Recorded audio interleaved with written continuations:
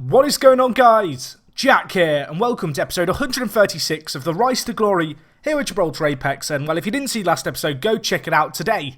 It's the end of season 19 review. Now, before we get into this actual episode, I don't want to say necessarily an apology, but kind of an acknowledgement for the fact that the last episode, particularly the second game, I was very dejected by the end of the game. I watched it back and you could tell I was definitely feeling the effects of the loss. I'm sure you guys know that feeling when you play FM, there's a big game coming up and then it's just super disappointing. Of course, if you missed it, we lost to Benfica 2-5.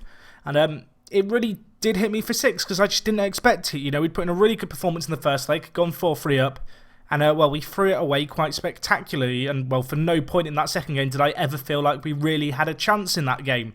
Anyway, hopefully I'll be able to make it up for you guys today. Today we've got the Rock Cup final against College Europa, which is going to be a big game.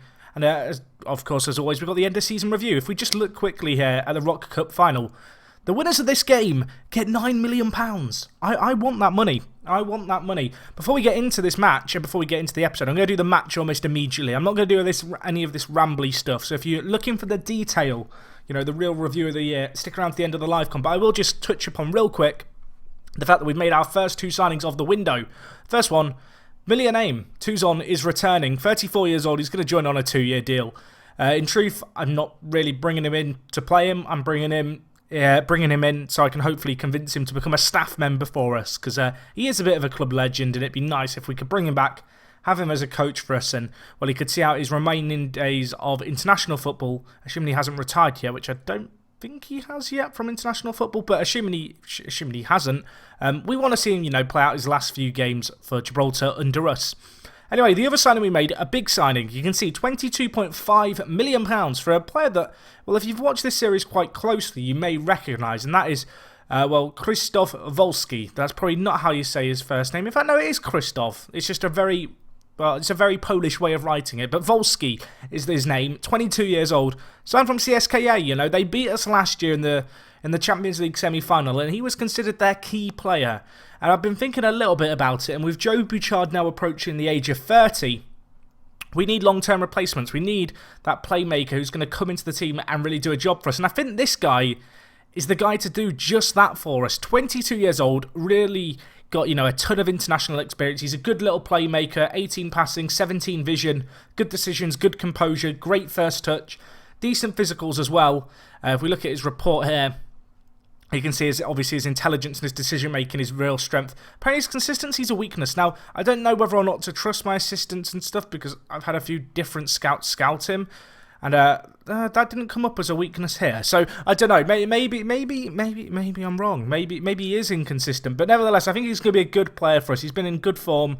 We signed him for a little bit less than what my kind of scouts expected me to have to pay for him. And I'm kind of happy about that. I feel like at 22 years old, he's got room to develop. He's got really nice mentals. He's signing a long-term deal at the club. I believe it's a 7 or 8 year deal if you include the optional contract extension. And, yeah, delighted to have this guy on the team. And as I said, potentially a long-term solution to the kind of Joe Bouchard conundrum that we have in the centre of midfield. Either way, let's get into today's game today. It's going to be against College Europa in the Rock Cup final. It's a £9 million game. So it's a game we do want to win. In terms of the team, this is the team we are going to go with. It's pretty much, I think, what I consider to be my strongest team with the exception of perhaps the midfield.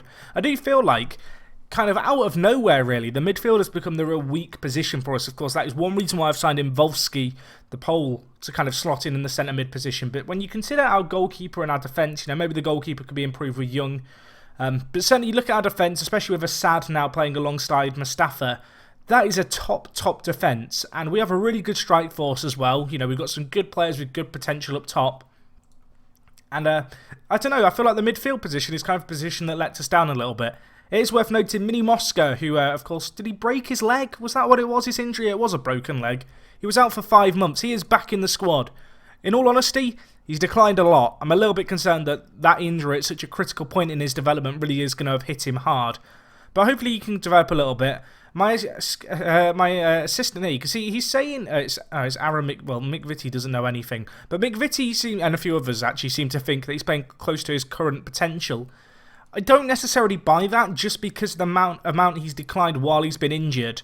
Like, he has declined a lot while he's been injured. I was looking at it, particularly the physicals have declined a little bit.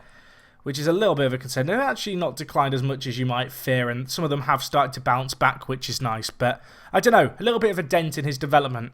Either way, I said I wasn't going to go into kind of the team and the details before we did the live comms. Let's get into the match.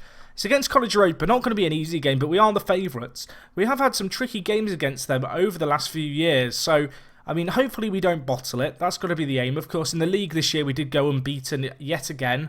But we did have some really narrow results. You know, we beat, I think it was Gibraltar, or Lincoln Gibraltar 1-0.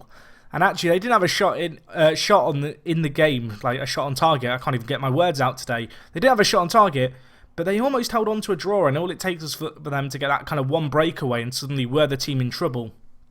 But anyway, I'm kind of happy with the team. I'm hoping we can just get, you know, a standard performance here. It's worth noting Mitchell in goal for them is, of course, our former man. We sold him to them at the start of the year. Mosca, nice little touch there. Blocked away. Gilvan. Now can we build again? Cabasele, options in the middle. Whips it in. Gerard, straight at the keeper. You'd back the Belgium to do a little bit better there from that. Mitchell, though, holds on to it. Hopefully our former goalkeeper isn't going to cause us too many troubles. Oh, my gosh, what is happening? They're through. Yates scores. After 3 minutes, College Europa are a goal ahead, and now they are going to park the bus. They are going to park the tank. They will not be moving out of their box. And, well, they've hit us on the break. Mitchell, our former goalkeeper, a player who I mentioned, you know, hopefully I kind of alluded to the fact I didn't want him to cause us any problems. He's caused us problems here. I mean, we've caused ourselves problems defensively. They are playing a narrow 4-3-3 with 3 strikers.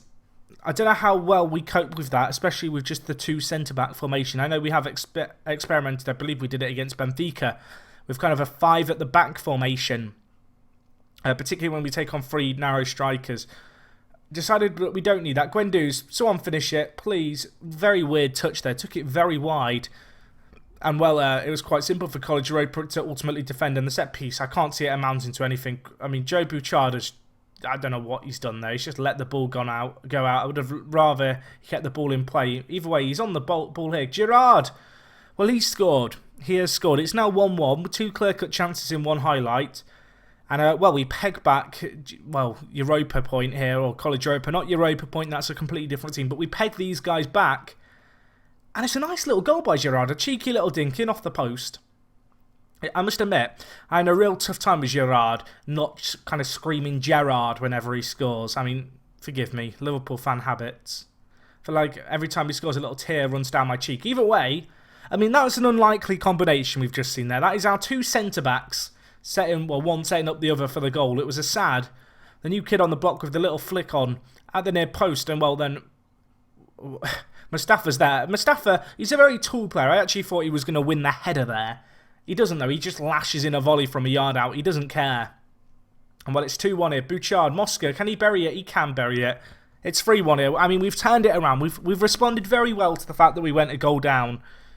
But at the same time, I mean, I don't know. It's a good finish. It's a good finish. I just wish we kept a clean sheet. Clean sheets are something that we should be aiming for, really, against College Europa. And, well, to not have done it is a little bit disappointing, really. But either way, I think I'm going to use this game because I can kind of see how this game's going as just a chance to ramble to you guys about what's been going on in the save. Of course, I kind of go into... Oh my gosh, they've hit the crossbar. What is happening? Stop it. Stop panicking me, College Europa. But no, I'm going to use this game as just a chance to ramble, I think, now. I should point out that I come into these live comms and very rarely do I kind of construct in my mind what I want. Okay, it's now... Just now... Right... Okay, I'm not doing a ramble until we're a few goals ahead. What I was going to say was, I come into these episodes very often and I don't think about what I want to say. I kind of just have a conversation with myself almost. It's like an internal monologue. It's a chance for me to talk about my FM save, and sometimes just as I'm talking to you guys about different things, you know, something clicks or I realise something. What I'm realising here is that we are bloody awful at the moment defensively. Well, not defensively. Well, we have been crap defensively, but... Oh, Guendouzi. Okay, it's 4-2. Oh, everyone remove the panic. Can we just not concede anymore, boys? Can we do that, please? That'd be nice. I mean, there's been 6 goals after 24 minutes. We could be here for a while if it keeps going like this. Ball to the back post. Guendouzi, the Belgium. Nice header. Back across goalkeeper. No chance. Good finish. Worth noting that we are playing away from home here in the Rock Cup final. I believe it's just done as part of the draw. The home or away element. There isn't, of course, a national stadium in Gibraltar. Well, there is a national stadium in Gibraltar, but it's not used to host the Rock Cup. Actually, now I think about it, in Gibraltar, everyone shares a stadium, right? And in this save, we've built our own stadium. And obviously, it's used for national games. Gibraltar Lions have used it for Champions League games in the past. Would it not make sense to move the Rock Cup to our ground? I guess in FM, the Rock Cup is programmed so the home team always host the final. And it isn't played at a neutral venue because there's only one venue in Gibraltar, so there'd be no point in doing anything but a neutral venue. Or not a neutral venue, just a home or away. It's just an easier way of doing it because it's always going to be at the stadium anyway. But because we've built a stadium, the fact there is kind of no definition of the stadium itself and it's a home or away final means that we're at a disadvantage sometimes. That's a weird thought. I've constructed, I feel, that absolutely horrifically in my explanation. The bottom line is I think the Rock Cup in this game has been kind of made on the principle that teams in Gibraltar aren't going to have their own stadium, so it doesn't really matter. But obviously that's not the case here because we have the Space Park, and well, we don't need the Space Park. It's 6-2 now. I'm sorry, boys. I'm going to skip the highlights because we could be here for a long time otherwise. 42 minutes gone. We want 7. We want 7. Mosca. Mini Mosca. Nice link-up play there. Bouchard. Girard. Hit it, my son. Bouchard. Gilvan. Bang. Can't pull the trigger there. I mean, this is no longer squeaky bum time. They actually took a goal lead and then they pegged it back to 3-2. And I'm going to be honest, I was worried. We have now put them to the sword, though, which is good to see. And we could score again here. Gilvan probably should have scored there. Anyway, I said I was going to ramble about stuff during this game. I feel like I should do that now. I feel like this is one of the reasons I should point out why I don't normally do league game live comms. Some people sometimes ask for them. Very often it just ends up in kind of a goal glut and a bit of a demolition derby. So anyway, I talked a little bit earlier about my team, kind of what the plan is. I must admit, I'm still not really settled on what system I think is best going to suit our team. Of course, we've got Guendouzi, Girard, and then Mosca, who can all play up front, and of course Girard learning this centre attacking mid role. So I feel like because of how good those players are, and kind of my hands are tied in terms of playing kind of those three as kind of a little triangle up front. I also feel like the fact that because our defence is so good, I'm kind of tied to playing at least 4 at the back. I mean, there is an argument, and I have been considering this, playing 3 centre-backs and then playing with wing-backs in kind of Gaiganov and Kabasele. And actually, Gaiganov has been getting trained in kind of playing the wing-back position on the right-hand side for us if I did want to switch to 3 at the back. But at the moment, I don't feel like that's something I want to try. Of course, we have got McMaster, Assad, and Mustafa now, so that is something that we could try. But I feel like, really, my conundrum this year is the midfield. It's how do I get the most out of the midfield? Because I can play this narrower system with kind of the 3 centre mids and 1 centre attacking mid, and it seems to work.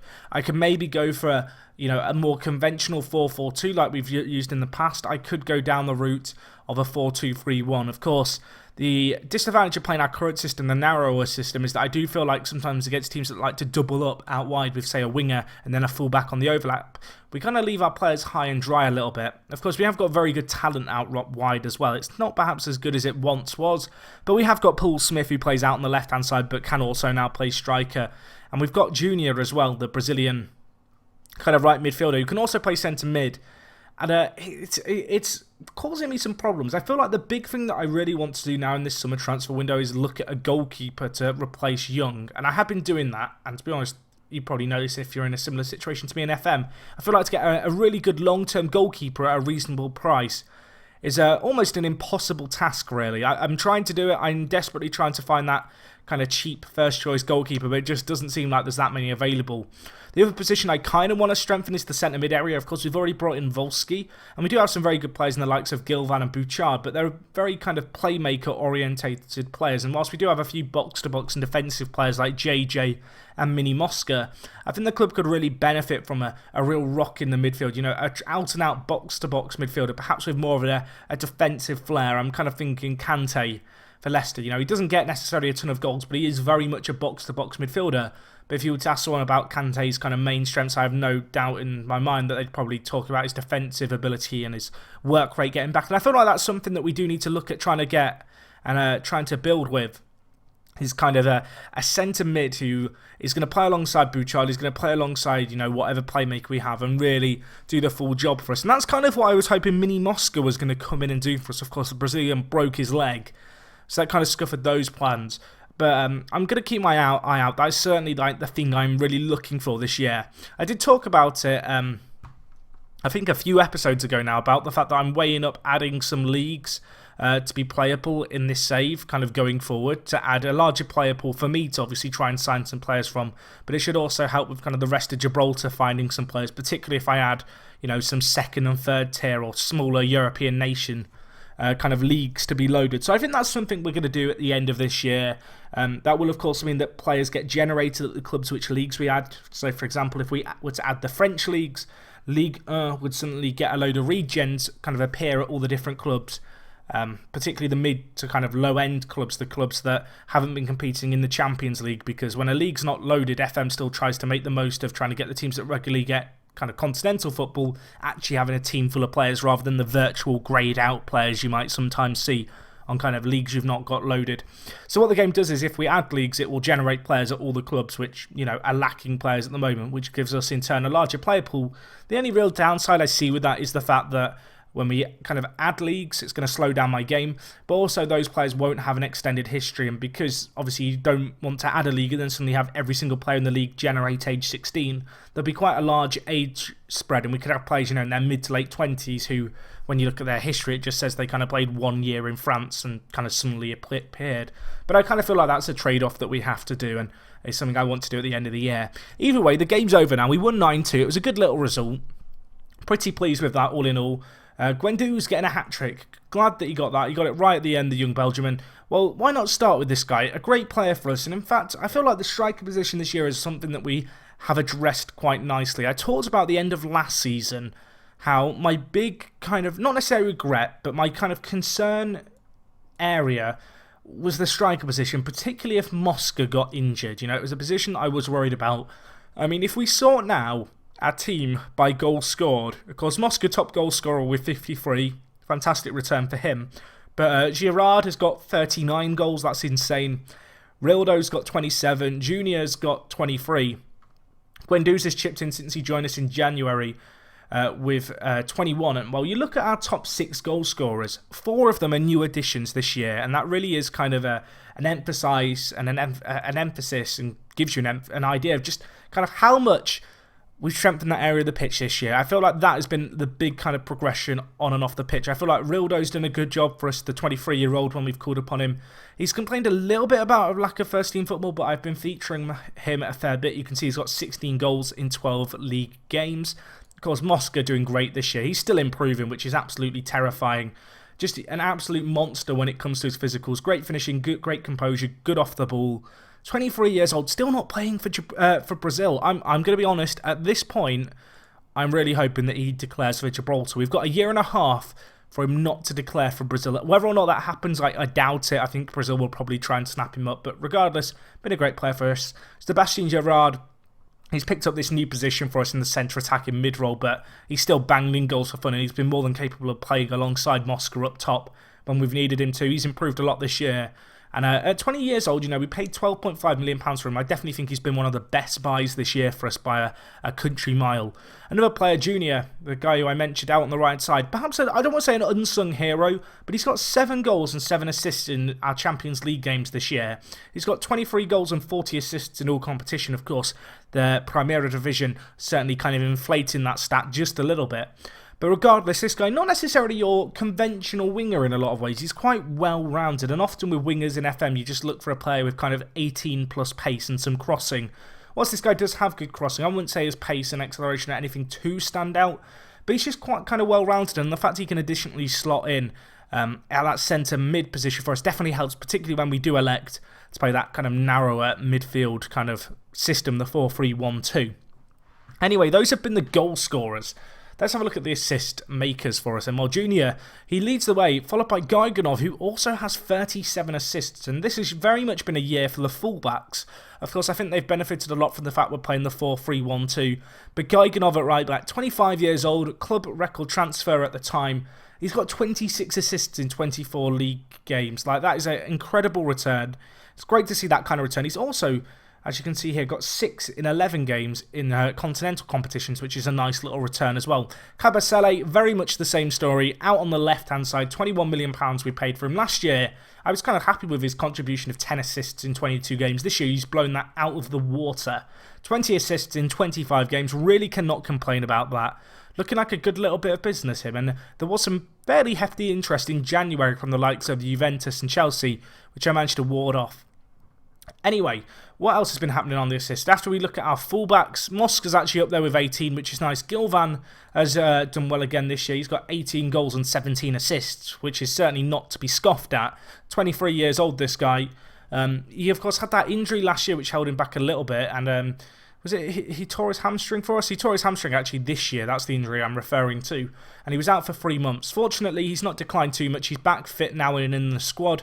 And hopefully he can stay fit, because at 23, I definitely think he has a role to play kind of long-term in this club.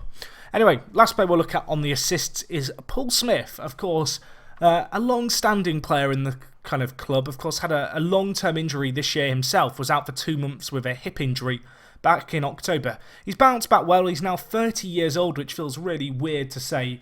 You can see by his standards, perhaps one of his more disappointing years, perhaps partnered with the 2030-31 year, really. He did get more assists than that year, and he did play slightly more games. But regardless, still a massive part of our team. His career average rating is a 8.60, which is absolutely mad, really. You can kind of notice that as the leagues improve, those average ratings have declined, and he's not quite getting the 25 goals and 20 assist kind of seasons that he once was. Although, I say that, looking at the stats he got this year, he wouldn't have been far off that if he'd played all the games for us. But of course, with us playing that narrower system, when he has played, he's played more often up front for us, and so perhaps hasn't featured so much in that out-wide position where he does tend to shine quite well. Either way, let's have a quick look at the post-mortem squad view. I'm not going to go through this too much. We're just going to go through some of the big stats, I think, this year. So in terms of minutes played, Young leads the way, not entirely surprising. You know, the goalkeeper been a staple of the first team for so long now. He did have a few injuries, you know, last year. He's bounced back well from them. And he looks like he's a great player for us still, you know, still one of his best years ever. In fact, his second best season ever if you were to look at his average ratings in the league. 22 clean sheets for him. And yeah, he's done very well. He also, you know, kept 5 clean sheets in 12 Champions League games, which is a good little return, of course. I feel like the 2 games against Benfica perhaps might make kind of a blemish almost in his clean sheet record, which is a little bit of a shame for him because he has been a good player. Behind him, Gaignov and Cabasele. Not really surprising, the fullback position, perhaps one of the least competitive positions in our team. I say that, of course, we do have players like Graphite who can play right back, who's a very good player and is soon going to have Gibraltarian nationality in the next half a year, which is kind of exciting. Of course, we also have Graffite or Graphite out on the left-hand side, who's a good player for us. This guy, he's kicked up a little bit of a fuss about wanting first-team football. I desperately want to hold on to him because I really like him as a player. I think he's a very useful player to have, and he's kind of your ideal second-choice fullback in a lot of ways. Can play both on the left and right-hand side. Great pace, good physically, and yeah, it'd be a shame to lose him, but he is kind of kicking up a little bit of a fuss in that regard. Anyway, in terms of passes completed, Mini Mosca actually leading the way. Of course, did have that injury, so didn't play too much. Actually played 11 full games for us, which is pretty good for a player of his age. In terms of headers won, we know who's going to be up here. It's Ramadan Mustafa with 90%, and then actually Skeffington top. Now, this is a little bit unfair because Skeffington's only played 62 minutes, but he has won 100% of his headers, to be fair. But this guy, Skeffington, we actually signed him at the start of the year. And I like the look of this guy. He joined us for 825k. You may remember me talking about the fact we signed him from Adelaide. I didn't think he'd played too much in the first team this year, and to be fair, he hasn't really. But with his 20 determination, really solid physicals, he really has a platform to develop on as a player into a top fullback for us. Certainly his technicals are the kind of main issue at the moment I have with him, and certainly the thing holding him back. But at 20 years old, still plenty of time to turn that around. Also playing for Australia's national team, which is really cool to see. And yeah, definitely a player to keep an eye out on in the team. Anyway, in terms of interceptions of the year, Mustafa's going to be up here again, isn't he? He is. He's on 529. I feel like it's a little bit unfair in some ways to look at this area of the pitch and kind of come to too many conclusions because, of course, McMaster and Assad kind of swapped squad roles during the year. John McMaster, of course, started the year as our main kind of centre-back, playing alongside Mustafa, an Australian with plenty of experience. A fair few teams interested in him, and potentially a player I might look to move on. There's 12 clubs interested. I think there's some pretty big names in here as well, the likes of Spurs, Celtic. You can see them there. Zenit as well. Everton, they're a real force in this save. I think they finished second in the Premier League this year. So for them to be interested, you know, maybe we can make some money there. I guess that's got to be the aim. Let's just see where they did finish. They were second for a while, Everton. They did finish second. They finished ahead of Arsenal, which is nice. If you were wondering about the Premier League table, there you go. Manchester City have just been dominant in England. And actually, worth noting that the Barclays Premier League dropping below Liga BBVA last year in terms of its reputation, which I imagine is a little bit of a disappointment for English football fans. Either way, of course, Assad came into the side and he's done a great job for us, the Argentine. He's already improving, which is a really promising sign. He's a young player with a ton of potential, I think, to really become a mainstay of the first team. In fact, he relishes big matches. He's a consistent performer. I mean, you couldn't ask for much more in a centre-back, and at 22 years old, we've got him for a number of years to come. And he also has a fairly lengthy deal as well at the club, which is always nice to see.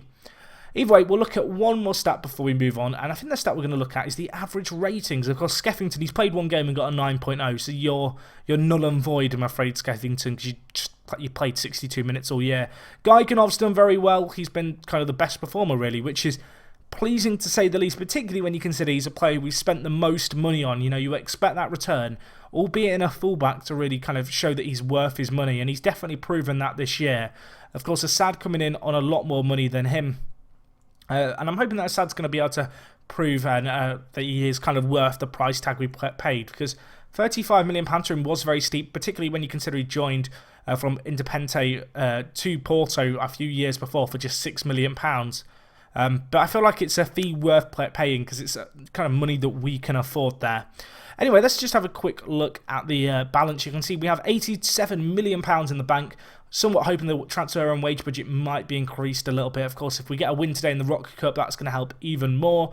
If we look at the prize money, you can kind of see the prize money we've been getting this year compared to last year in various competitions. Of course, that Champions League prize money, a little bit of a difference in it this year, which is a real shame. When it comes to TV revenue, this year we're up to £82 million received. Last year was at £74 million. Kind of excited to see what kind of money we get next year. I'm hoping that the league rep is going to continue to rise. As a result, hopefully the TV revenue will kind of in correlation with that. If I had to take a guess, you know, somewhere in the region of 95 million might be not unreasonable to expect, but really that's just kind of pulling a number out of my arse. But either way, it's worth noting that, you know, our finances are going to be great. We've got that TV money coming in. And as have all the other teams in Gibraltar, and they are starting to make bank. And because they're not really signing players yet, because their reputation's not high enough, they're stockpiling the money. And my worry here is, and I've talked about it before, my worry, I say worry, it's a good problem to have, I guess, is that we have all these Gibraltarian sides in the TV deal and getting all this money and getting very rich. And they're not really spending it. But as the league rep rises, there's going to come a point where the league hits such a high rep that they can start to sign players from abroad. And when that happens, depending on how many years it takes, and I don't think it's going to take too many more years, there's going to be some teams with hundreds of millions of pounds just sat in the bank ready to throw at any player they want. And it's at that point that the league might get really quite spicy and quite interesting for us. Either way, you can see we won the quadruple here. The board are happy. £8 million, £8.83 million. Good performance there. We'll quickly take a look at the league stats, you know, the team of the year, all that jazz. See if we can find it here. McMaster wanting to discuss lack of first team football. A little bit of a shame that, as I said, player who I will probably be looking to move on. So you can see here we set a Primera Division record of getting an average attendance of 8,489. We smashed our previous record, which was actually set a few years ago now, of 7,741. So that was really pleasing kind of to surpass. In terms of the team of the year, in fact, we'll start with the player of the year. That's the team of the year for the second division.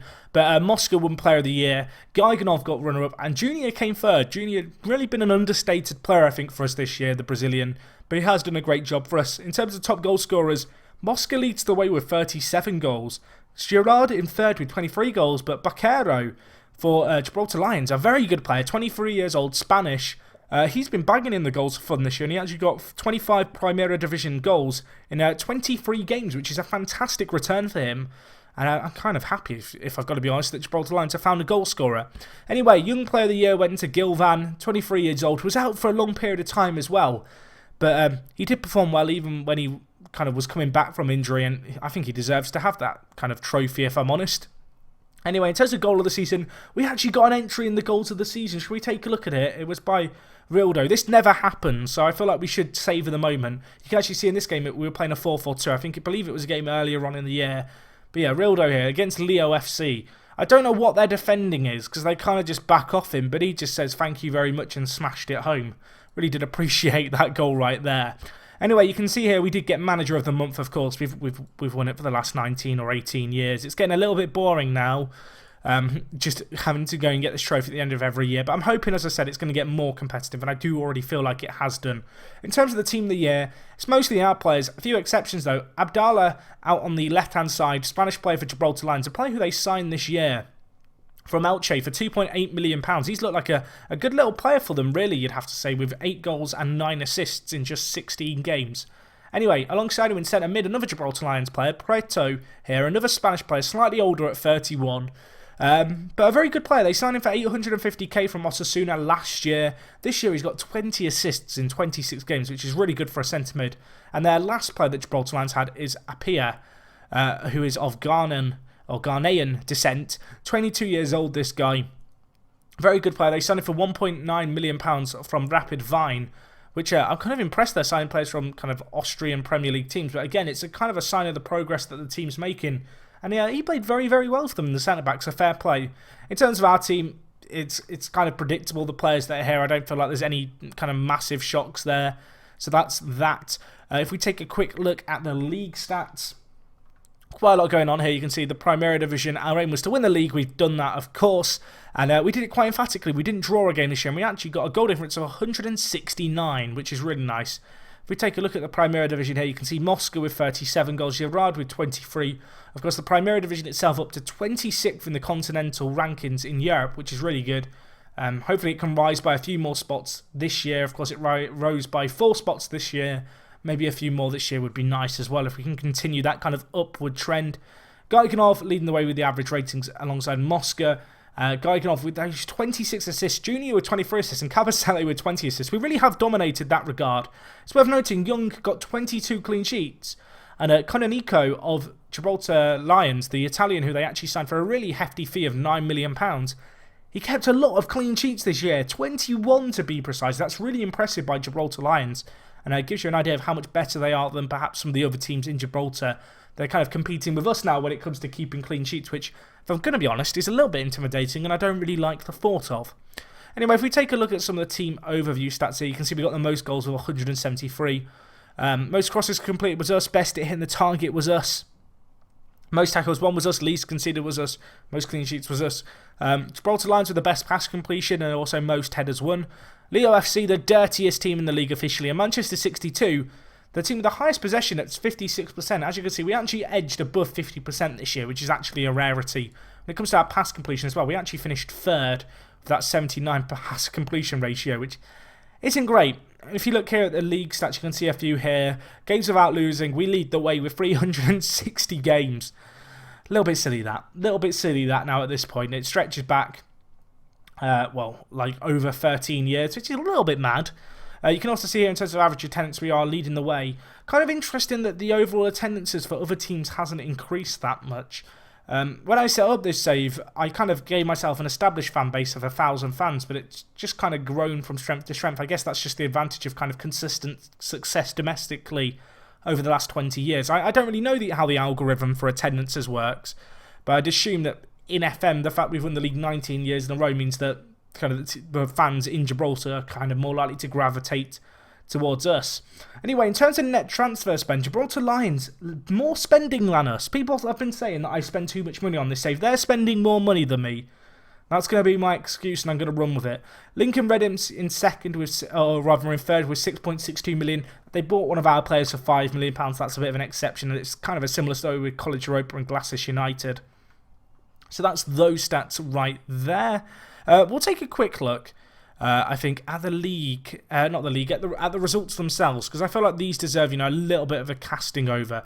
So we'll start, I think, with the Primera Division and how we did here. So, to be fair, the Primera Division this year was pretty convincing. You can see we didn't actually slip up once. We've had a few draws in recent years, so that was good. The fact we conceded 4 goals was somewhat, I don't want to say concerning, because obviously you can see here the majority of them came against the bigger teams in College Europa, and Gibraltar Lions, who scored against us in 2 of the 3 games we played against them. In terms of average attendance and the lowest attendance, you can see 991 fans for Gibraltar Phoenix. The highest attendance, not entirely surprising, it was against Gibraltar Lions. It was a record And it was 12,700 fans to see that game, which is a really, really impressive turnout. You can definitely see how the kind of battles against the teams higher in the division, like Gibraltar Lions in College Europa, really do attract a bigger bumper crowd when we take them on. If we actually look at the league table here, you can see Gibraltar Lions finishing second. College Europa, we played in the Rock Cup final, finishing third. Manchester 62, who were the team with loads of possession, finished fourth. And actually, Lincoln Red Imps finishing fifth. So those are the 5 teams that will be competing, of course, in Europe this year. Glacis United lost in the promotion relegation playoff against a Segunda Division team. And they actually lost against Cannons 4-2. So that's a bit of a disappointment for them. If we just look at the Segunda Division here, you can see Cannons, the team going up, and alongside them actually St. Joseph's, which is really nice to see. Worth noting 2 B teams finishing 3rd and 4th, but for St. Joseph's and Cannons to come back up is nice. St. Joseph's, I kind of feel like I have a little bit of a soft spot for this team. They were a good team back in their day, back in their prime. They really did give us a good run for our money, and there was even one year, a long time ago now really, where they finished second, and you can see since then they spent a little bit of time in the Segunda Division. They came back up and then, well, they got relegated last year, but they've bounced back up almost immediately. I think a massive contribution behind that is, of course, the TV money that they got from that 1 year in the Primera Division. Gives them kind of spending power that perhaps other teams don't have. But no, regardless for them, that's a really good achievement for them. Anyway, looking at the other kind of competitions, I feel like we'll do the Champions League last. So we'll take a look at the Senior League Cup. You can see we knocked out Gibraltar Lions, Lincoln Red Imps and College Europa, which, to be fair, are probably the 3 best teams in Gibraltar, so I was kind of happy that we beat them all. And actually, all these results were fairly convincing. Rildo getting 4 goals against College Europa, 3 against Lincoln Red Imps, and even against Gibraltar Lions in the semi-final. It was a really convincing 5-0 win in the end, which is, well, definitely pleasing to see. Anyway, when we look at the Champions League, I feel like this is a competition where we're kind of going to look at it a little bit saddened, I guess. Just the whole nature of how we got here, what's happened. So, of course, the coefficient for us rose in Gibraltar last year so that we got a group stage guaranteed spot next year. And this was an opportunity for me after, you may remember actually, a few years ago, we rose to 12th in the coefficients. And then we dropped back down to 13th. And in turn lost the automatic group stage spot, which we kind of held for 1 year. Last year, we earned that spot back by reaching the semi-final. We reached a position whereby the team who finished top in Gibraltar straight into the Champions League group stage. And because of this year, because of that defeat against Benfica, unfortunately for us, that work is immediately going down the drain, and I believe we're going to be 13th or 14th in the kind of coefficient rankings. I showed them last episode, so if you didn't see them, you can go find them at the end of last episode. But I don't know, the rest of these results, it was a bit of a mixed bag. I feel like the group stage was pretty cruel on us to give us Roma and Barcelona. That said, we kind of made things hard for ourselves, particularly with that defeat against Steaua Bucharest. That really was kind of asking for trouble. Against Barcelona, perhaps disappointing to lose both games, but by the narrowest of margins. All in all, though, I don't know what to make of this, really. The board expectation was to reach the Champions League kind of first knockout round. But when you consider we reached the semi-final last year, the year before that we reached the quarter-final, the year before that we reached the quarter-final.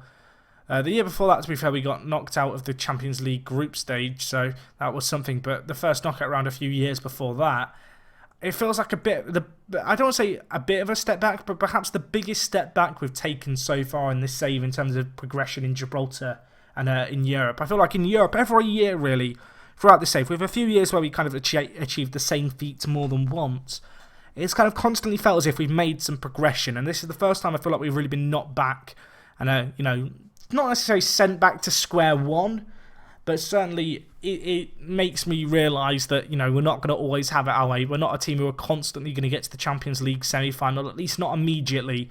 Of course, as the money continues to trickle in through the TV revenue and such, and we continue to invest in, hopefully, some really good young players and continue to develop them, hopefully that will no longer be a problem for us, and we can kind of, progress to a stage where we are a team a bit like a Bayern Munich, a bit like an Atletico at the moment in real life, a team who consistently can get to the semi-finals and finals and really challenge for it all.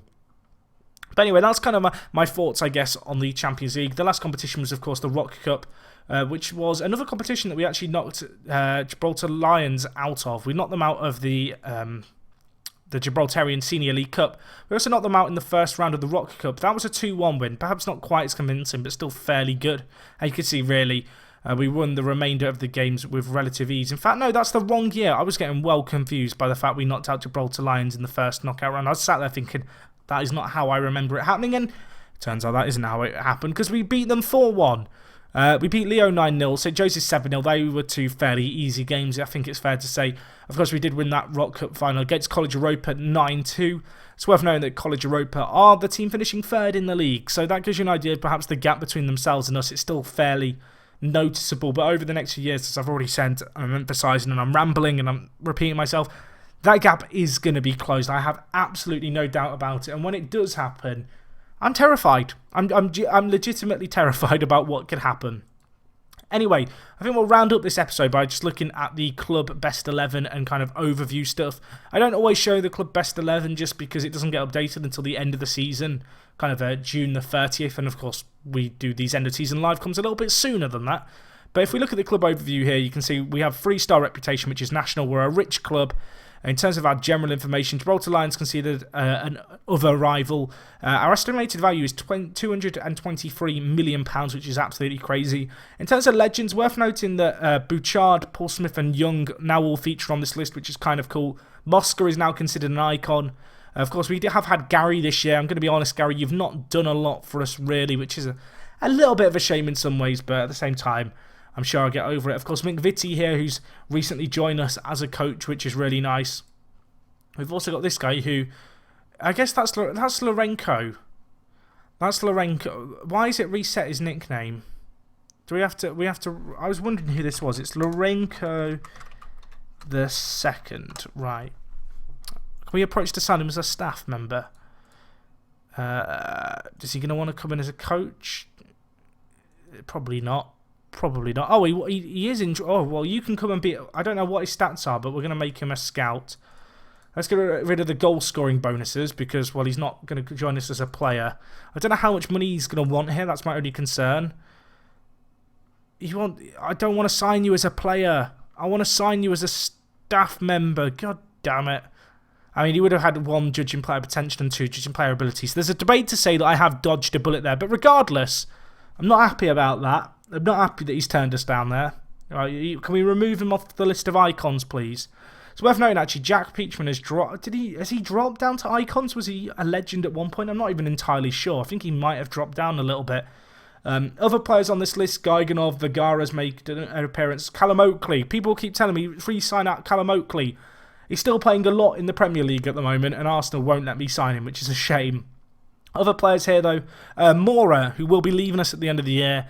He's been out for the whole season with cruciate knee ligament injuries, and I promised that I'd sell him.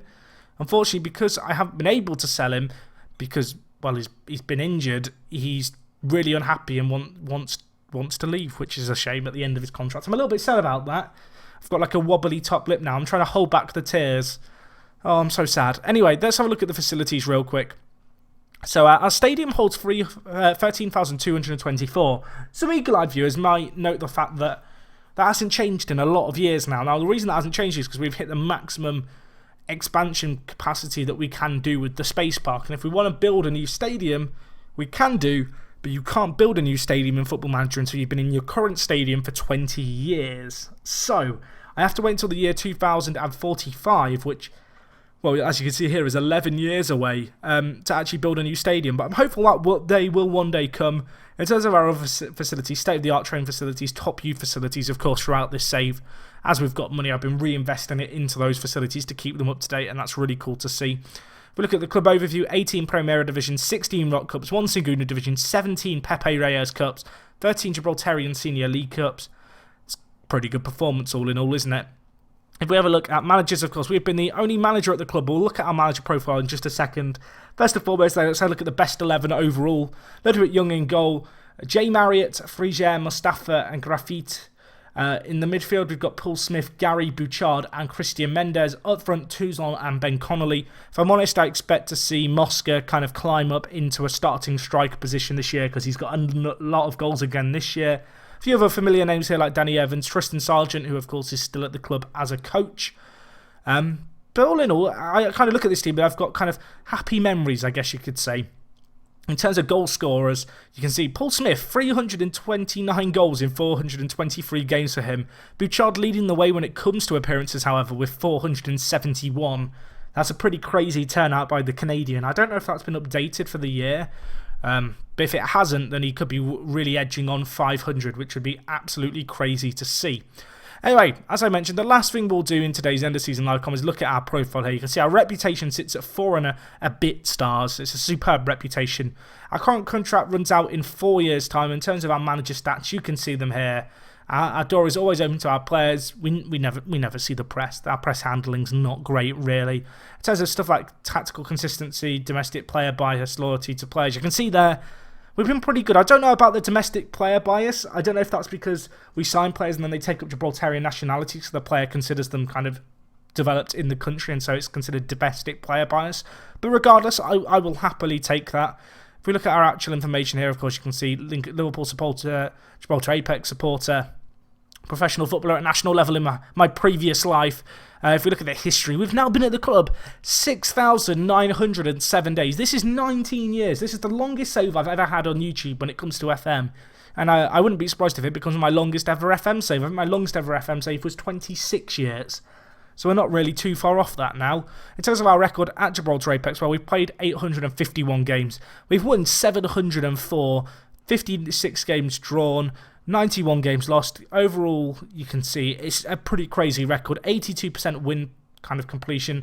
We've scored 3,586 goals, conceded 5,549. Our club goal difference sits at plus 3,037 with 46 cup wins, 19 league wins, that one promotion in our first year.